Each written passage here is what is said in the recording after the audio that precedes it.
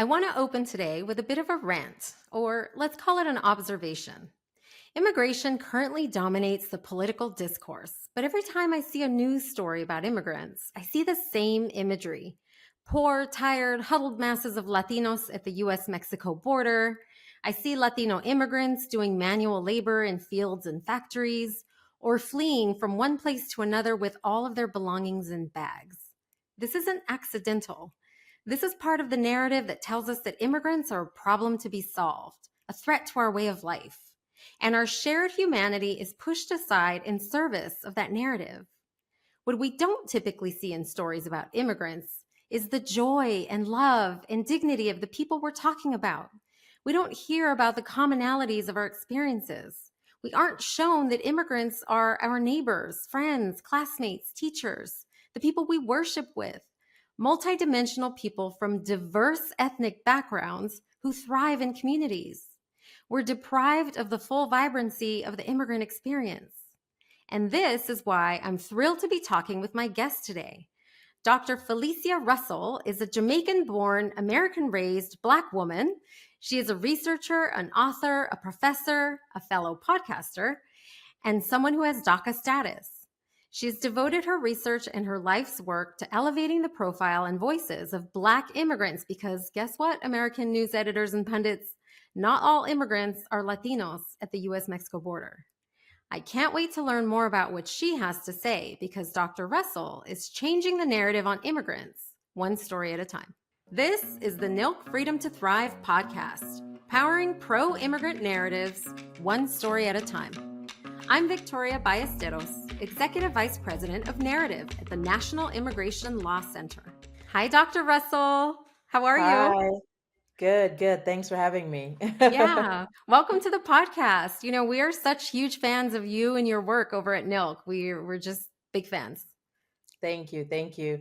I am grateful to be here, and I'm also a big fan of NILC. I think I was there a few weeks ago, and one thing I shared with staff was that in 2019, I wrote my first op-ed, and it was under a pseudonym.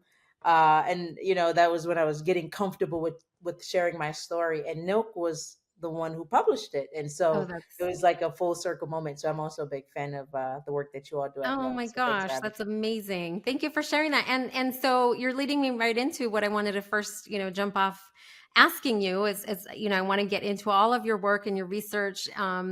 But I want to know more about your story. Can you share more about your story, your immigration story, and how that led you to where you are today? Yeah, of course. So I was born in Jamaica, like you said earlier. So I was born in Jamaica. I came to the US when I was about 11 years old.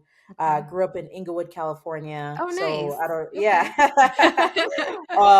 Inglewood, I feel like Inglewood is pretty popular. I usually Yeah. I say Inglewood and wait for a short amount of time what's going to be the reaction. And typically people know about Inglewood. Yeah. But was raised by a single mom, and excelled in school, started playing basketball. Was really excited to be here. I tell this story in my book, that when I first got here, one of the things I kept doing was flushing the toilet because we didn't have running water Oh, or anything wow. like that inside the home in Yeah. Jamaica. And my mom was like, "Stop doing that." You're But I running was up the just water so bill. exactly. But yeah, and so it was, new environment, but I was really excited to be here. And then in high school, I, understood that I was undocumented. So sophomore year of high school, understood that I was undocumented. And, as 14 years old, you start just doing research. What does this mean? And Yeah. at that time, now we have, at least one group of people, will describe us as undocumented versus like alien or illegal or whatever. Right. But at the time, those were the terms that I was seeing, right? Alien, illegal. So, Yeah. I was just so scared. And another thing that stood out was that I did not see any images of folks that looked like myself. Right. And so I became really afraid. But fortunately, I had a really great college counselor who understood the immigration landscape. He was amazing. I talk about him in my book as well. We're still in touch to this day. And I remember just, feeling a safety with him. And so I was able to disclose my status to him. And he reaffirmed me and told me that everything is going to be fine. you won't be able to access federal aid, but with your grades, we'll figure something out, right? Yeah. So shout out to Mr. Torres. He was Oh, amazing. But yeah, and so, applied to schools. I studied poli sci and undergrad, legal studies, really wanted to be an immigration attorney, yeah. but a lot of things got in the way. So, got my master's in policy, and I have DACA. So, in my final year of my undergraduate experience, former President Obama issued the executive order, Deferred Action for Childhood Arrivals, Yeah. applied and got that. And that policy really changed my life. And so I was able to work. And so I worked 4 jobs while I was getting my master's. And Oh my gosh. um, yeah, exactly. But Oh I was my just so happy to be Yeah. able to do that, right? Because all Yeah. of undergrad, I could not work, right? And Yeah. remember, oftentimes some of my friends would be like, "Oh, why don't you have a job? Like, get a job." And I'm like, I got to focus on my studies. Yeah. And really, I really wanted a job, but I couldn't have Right. one. And so Right. after that policy, I was able to do so. And yeah, and then um I was really afraid and ashamed of talking about my status for a long time. Yeah. One, because I felt othered. I felt like I didn't belong within the immigrant community. And I, share this story a lot, but one of the things that Mr. Torres did for me was introduce me to an undocumented student group on campus. So this was back in high school, and I Hmm. remember being so excited because I was like, "Oh my gosh, I'm going to meet other folks who are just like myself." Yeah. But my first time going to that meeting, one of the students asked the counselor, "Why is she here?" Right, and I heard her ask that question, and he About said, "Oh, you? she's Why were you there? Oh yes." no. Right, and Yeah. the it wasn't malicious. The question Yeah. wasn't malicious in its intention, Yeah. right? She had just, I wasn't in that space. And, we Yeah. were at a high school majority Black and Brown students. So I was Yeah. used to seeing these students, right? It's funny, like all of the students in that class, I was battling with them for number one, two, three, Yeah. four rank Yeah. in the school. So when I got there, I was like, oh my gosh, this is so amazing. But I remember that question and it had such an impact on me, and I did not go back to those meetings. But Oh no. and that influenced my, journey. I wanted to understand, well, what's the experiences of other Black undocumented people, which kind of led me down the path that I went down in my research and the work that I do today. But that was a very, very impactful moment. Oh wow. But yeah. Wow. And so thankfully you had Mr. Torres who was helping guide you along the way and support you. And I'm so happy to hear that, that you had someone there who was making a difference with you. And, I'm really sorry that that happened to you, at such a young age too, in that meeting. And I think it goes back to this idea that when people think of immigrants and immigration, they think of Latinos, right? So, and to your point, we need more Black voices. We need more diverse voices and stories. And so, can you talk about your research and your book? Your book is called Amplifying Black Undocumented Student Voices in Higher Education. I don't know if Mhm. the research and the book are related, but if you could talk about those things, because I do think sharing those stories is how we begin to change the narrative and sort of, shift people's perspectives. So I'd love to hear more about that. Yeah, absolutely. Yeah. Well, yeah. So my research is connected to my book. So, Okay. Amplifying Black Undocumented Student Voices, it's 2 parts. So the first half is memoir. And so the Okay. first 4 chapters, I share my story and what it was like growing up in Jamaica, what it meant to grow up in Inglewood, California, and, especially growing up in California as a Black immigrant, and what belonging felt like for me. And then the second half of the book is centered around the research that I did during my doctorate program while I was at Temple.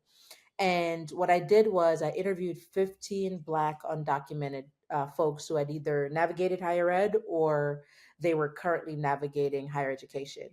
And, the question was, what does it mean to be Black and undocumented? And a lot of themes came up, right? One that came up was invisibility and what it means to be invisible as a Black immigrant. And then also belonging or lack thereof within the undocumented community and also within the Black Native communities on college campuses. And so I talk about those, I profile those 15 stories in the second half of the book, great resilient stories from other folks. and then also really touch on the research and what that means for policy and how we continue to amplify those voices. And so I always say, one of the things I wanted to do with this book was make sure the layperson could pick it up and read it, right? They might Yeah. want to read the first 4 chapters and be intrigued by it, but maybe by the time they get to the research, they're like, no, right? Yeah. I know, like, Yeah. for instance, my mom read the first 4 chapters, and then she was like, no, I'm not reading this other part because that just wasn't for her. Yeah. But then my, folks in policy or professor friends, they enjoy the entirety of the project, right? And so Yeah. I wanted it to be able to reach the different audiences, because whether you're able to read the research and digest it and understand what it means and what you can do, or whether you're able to read these personal stories, right? Because there are also personal stories in the second half of the book as well. The Yeah. second half is just not focused on my experience. Yeah. I think it is a book for anyone, for everyone who wants to learn more about immigration and how, um, and what they could do to amplify Black undocumented voices. So yeah, and so my research is really centered around making sure that we center Black immigrant voices, because to your point, Black undocumented folks exist, right? Yeah. And so for us to know about them, we have to talk about them. Yeah. And I've Hmm. heard you share the number that there are 619,000 Black Hmm. undocumented immigrants in this country. That's Yep, not a small exactly. number. It's a That's big a community. pretty significant number, right? Yeah. So Mhm. as you were interviewing the students, as you were doing your research, what stood out for you? Yeah. Yeah, that's a great question. I would say there are a lot of things that stood out. So first, as a Black immigrant growing up in California, my experience is completely different from someone who grew up in New York Yeah. or Washington, D.C. or Yeah. Miami, right? Hmm. And when I was writing the book, I did not have that context, right? I was thinking more about my context. So Yeah. one of the things I wanted to do was interview Black folks from all over the US, right? Not just progressive states like California, Right. but I interviewed folks that were in Florida and Texas and everywhere. They were from all over, pretty diverse sample. And one of the things I learned was the Black undocumented students, while they were on certain college campuses, they struggled to belong in both spaces, right? Whether that was like a Black student union, they would go Yeah. to a Black student union to embrace Black culture. What does that mean? But in those spaces, immigration was never a topic of Yeah. discussion, and if it did come up, it was not serious, right? And then in undocumented spaces, folks would be like, "Why are you here?" Yeah. and "Oh, So, where are you from?" And like, "Oh yeah. my gosh," they couldn't believe that this Hmm. person was undocumented. So it was, heartbreaking to continue to hear those stories and how they had to continue to compartmentalize their different identities. I could be Yeah. Black over here, but I can't be immigrant. I could be immigrant over here, but I can't be Black. And what does that mean? Yeah. So that was something that stood out, especially because as a Jamaican person, people love Jamaican culture. They know Yeah. about Jamaican culture. They love the jerk chicken. They love the food, and The music. so Yeah. they love the music, right? Yeah. It's so popular. And Yeah. so I struggled less with like, oh, are they embracing my culture? Right. The BSU, like, everybody's like, let's go get Jamaican food today, right? Right. Versus like folks that I interviewed, from Haiti or Nigeria, they struggled a little bit more. And so they had to then find like a NSA, a Nigerian Student Association, right?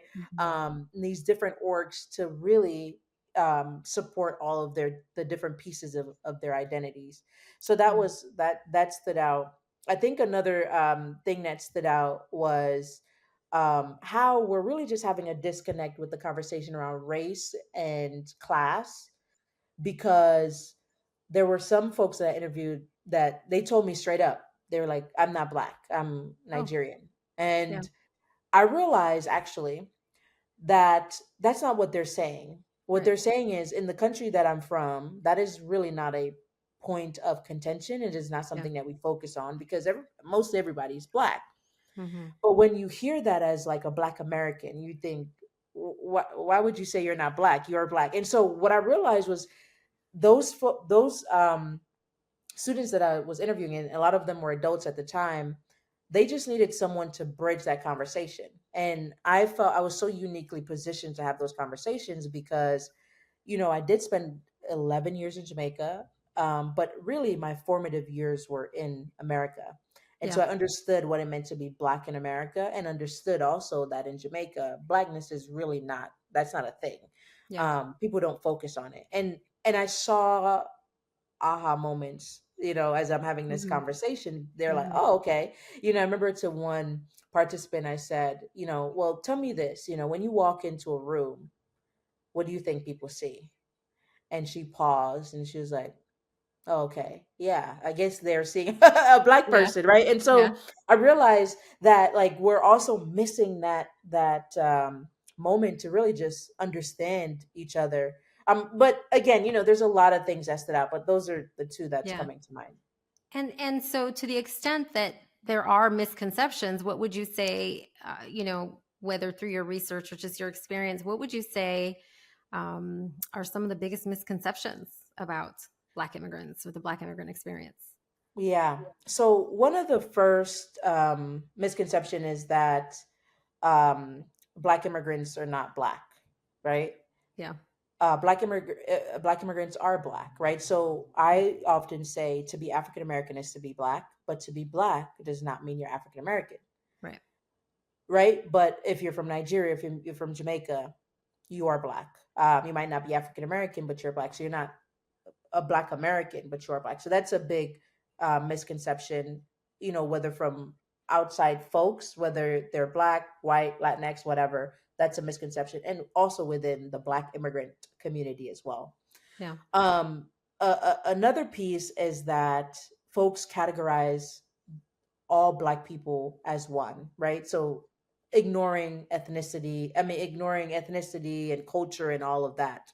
Um, and that's really, really important, right? That's why there's so much contention there, because folks are gonna be like, well, no, but what about my culture, right? They Yeah. don't want to disown their culture. Right. Um, and just being Black just adds a level of complexity to being undocumented. Yeah. And so we have to consider that, right? So I had a conversation with a practitioner who was supporting undocumented students, and I said, what type of events or programming do you have for, like, Black undocumented students or Asian undocumented students? Yeah. And she said, oh, what do you mean? Like, we just have programming. We Yeah. don't need other programming. And I realized, like, yeah, even the folks in those spaces, don't realize that, hey, there's a level of complexity here that you do have to consider, right? So Yeah. you do have to have specialized programming for Black undocumented folks, for queer folks, for Asian undocumented folks, right? Because there's other layers there. And then to your other point earlier, undocumented Black folks are here in America. I think Yeah. one of the misconception is that a lot of Black immigrants have really good, high-paying jobs, well Yeah. educated, and so folks don't often associate them with being undocumented. But Yeah. there are over 619,000 Black undocumented folks in the Yeah. U.S. So yeah, Wow. those would be the three I would say. Thank you. And I've heard you use the term UndocuBlack when you're talking about the Black undocumented immigrants, and I've heard it in other places too. But can you talk about the term UndocuBlack? Is that something that you coined, or where did that come from? I wish I coined it. It's such a cool term, right? Yeah. I love it. I did not coin it, but I shed some light on this in the book as well. But in 2016, a group of folks, they organized in Miami. They had a convening in Miami, and it was formerly undocumented folks and current undocumented folks, really trying to address thinking about the Black Lives Matter movement Yeah. and the immigrants' right movement and the intersectionality there. So Yeah. that really kind of was the genesis of the term UndocuBlack. So that's how it was coined, and really coined by the UndocuBlack Network, which is a network that of formerly and current undocumented Black folks who are working to advocate for Black immigrants in America. So all the credit to the folks who had that convening, and also the UndocuBlack Network. Yeah, great. Thank you for sharing that.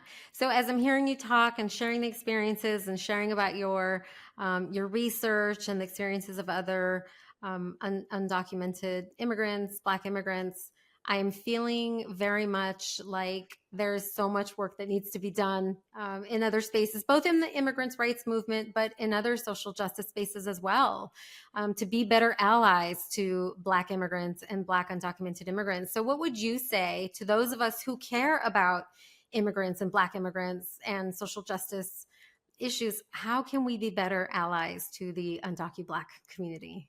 Yeah, that's a great question. And I think you could think about it from a few different lens, right? You can think about it from the policy perspective, the practitioner perspective on college campuses, Yeah, or even just in our space, whether, nonprofit orgs, folks in the immigrant justice space. yeah, One of the ways I would say is to really center Black voices, right? yes, So, well, this is a great conversation we're having, right? It's not a secondary conversation. It's not part of a conversation. It's the main conversation, right? yeah, And it's centering a voice that typically is not the center of any of these conversations, right? I right, mean, you think about the stories we saw for the 12th anniversary of DACA, or the State of the Union back in February, and a lot of politicians brought DACA recipients, and yeah, not one of you just didn't see a diversity of the DACA group, right? yeah, So the first piece is we have to center those voices, right? yep, And we have to be intentional about centering those voices. And that intentionality is not just on folks like myself, or it's not just on orgs like the UndocuBlack yeah, network, yeah, but it's on all of us, right? yeah, It's on all of us to decide, like, hey, we have to center these voices, we have to center these stories, we have to dedicate resources for us to continue to dive into research. I work at the President's Alliance, and I will say one of the things that I've really, really appreciated about being at the President's Alliance is that when I say, hey, I have this idea, I want to, you know, do research around Black immigrant college graduates, yeah, and where are they, where do they live, I'm getting a lot of support. But yeah, that wasn't always the case, right? Sometimes people are mhm, like, well, no one cares about that, which mhm, um, it's a double-edged sword. They don't care about it because they don't know about it. They don't know about it right, because we're not talking about it, right? yeah, And so, one, centering the voices, one, dedicate resources, right? Not just talk about it, but be about it. yeah, um and then programming, programming is important too, right? Audit your programming. What does it look like? yeah, If you host a podcast, like, what are your guests looking like, right? yeah, yeah, If you work on a college campus, what events are you having? Who are you inviting? What speakers are you inviting? And so, yeah, so I think it's centering the voices, it's dedicating resources, it's being intentional about that. And if we all do the work, we will amplify these voices and get folks to care yeah, about it.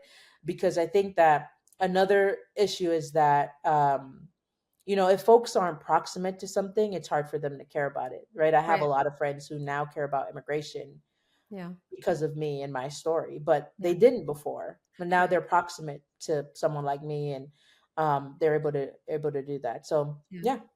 Yeah, I love that. Thank you for flagging all of that. And so, and it doesn't feel like asking too much, right? I mean, centering the voices and is not. It requires intentionality, I think, and Mhm. awareness. So, do you think that for a high school student today who may be also learning that they're undocumented, or yeah, who may just be thinking about college and maybe they're Black immigrants and learning that they're undocumented, do you think that the resources and the support today is better than it was when you were going through that experience? That's a Thankfully you great had Mr. question. Torres, but Yeah. do you think that, like, structurally or in the systems there are better, or is it the same? Yeah, great question. I think it is better. Okay. I think it is better. I, I joke a lot and I said, I've served as an English teacher, a college counselor, director of admissions, and now I'm at a nonprofit doing this work and overseeing the higher ed immigration portal, where we have all of these resources, effective practices, policies, right? Narratives, Yeah. tools, right? Yeah. Um, I often say, even as an impacted individual in all of those roles that I've served in, if I knew about the portal, years ago, Yeah. even my experience would have been better. So first, I just want to say folks need to visit the higher ed immigration portal. Resources, there's resource, I we have a resource on there, the private institution tool, which I went to a private school for undergrad and a private school for my master's, which a lot of undocumented folks think are not available to them because Yeah. of costs. Yeah. But in actuality, because private schools are smaller and they don't have government funding, they Yeah. have a lot more opportunities to support undocumented students, right? Yeah. And so we have that tool where it tells you in different states what schools you can start with if you're an Yeah. undocumented students, what schools are Mhm. undocumented friendly. And so first is use that tool. If you're a college counselor, if you're an undocumented student, it has everything you need. Yeah. Um, Or a and parent, right? so, yeah, Parent. So what is the portal? What is the site, or where can people go? yeah. So the higher ed immigration portal, Higher it's ed a immigration. Okay. it's a one-stop hub for, it integrates data, policy, and resources for undocumented folks, international students, and refugee folks. And even if you work with those, right? So it's Yeah. practitioner centered, Yeah. it's policy centered, right? And so the different areas. So that's the first one. Okay. Amazing. Resources, right? Like Yeah. resources. That's for you Yeah. parents, for students, for like it's all there. But it has gotten better, and it's not at the same time, just with Yeah. everything, right? Yeah. Another thing I'm working on right now is a guide for the K-12 space. So Okay. high school counselors, high school educators to support undocumented students. Because Yeah. to your point, actually, in 2025, no high school student who's graduating will have DACA, right? Because the Yeah. program is dwindling. Yeah. It's ongoing legal battles to the program Mhm. right now. And so folks need to know how to advise these students, right? Yeah. And one of the most heartbreaking things with all of the interviews I did for my research was that the breakdown happened at the high school level. Yeah. So once folks decided to share their status to a high school counselor or a college counselor, the direction they went was dictated on who was their counselor or the person that they shared that with. Wow. And I remember one story, my heart broke so much because we were the same age. We were Yeah. 30 years old. And I'm not 30 right now, but we were 30 I'm 32. Yeah. Just thinking that folks would be like, how old is she? But we were 30 and we had such different journeys because Yeah. when she told her high school counselor, he told her, you can't go to college because you're undocumented. Oh, no. So she graduated high school and had to work under the table jobs and Yeah. couldn't go to school for a while. Then finally was able to go to community college. Then she heard about that.